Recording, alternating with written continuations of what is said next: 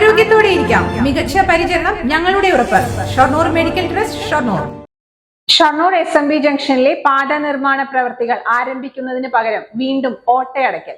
മുന്നറിയിപ്പില്ലാതെ ഓട്ടയടയ്ക്കൽ പ്രവർത്തികൾ ആരംഭിച്ചതോടെ വ്യാഴാഴ്ച രാവിലെ മുതൽ വലിയ ഗതാഗത കുരുക്ക് അനുഭവപ്പെട്ടു. മണിക്കൂറുകളോളമാണ് ആംബുലൻസുകൾ ഉൾപ്പെടെയുള്ള വാഹനങ്ങൾ പാതയിൽ കിടന്നത്. ബസ്സുകൾ സമയം തെറ്റി അമിത വേഗതയിൽ എത്തിയതും വരി തെറ്റിച്ചെത്തിയതുമെല്ലാം തർക്കങ്ങൾക്കും വാക്കേറ്റത്തിനും കാരണമായി. SMB ജംഗ്ഷൻ മുതൽ ചെറുതുരുത്തി ചുങ്കം വരെയും എതിർദിശയിൽ പൊതുവാൾ ജംഗ്ഷൻ വരെയും വാഹനങ്ങളുടെ വരി നീണ്ടു. ഓണത്തലേന്നുണ്ടായ കുഴിയടക്കൽ വാഹനയാത്രക്കാരെ ചെറുതായൊന്നുമല്ല വലച്ചത്.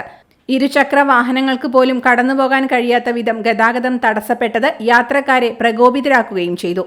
വർഷങ്ങളായി നിർമ്മാണ പ്രവൃത്തികൾ ഏറ്റെടുത്ത കരാറുകാരൻ പ്രവൃത്തികൾ നടത്തുന്നില്ലെന്നാണ് PWD അധികൃതർ പറയുന്നത്.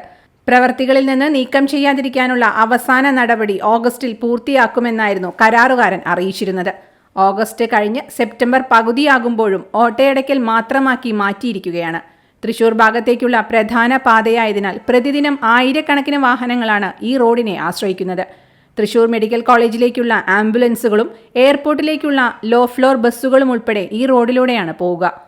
പാതയിലെ കുഴികൾ കാരണം മിക്കപ്പോഴും ഇവിടെ ഗതാഗത തടസ്സമുണ്ടാകാറുണ്ട്.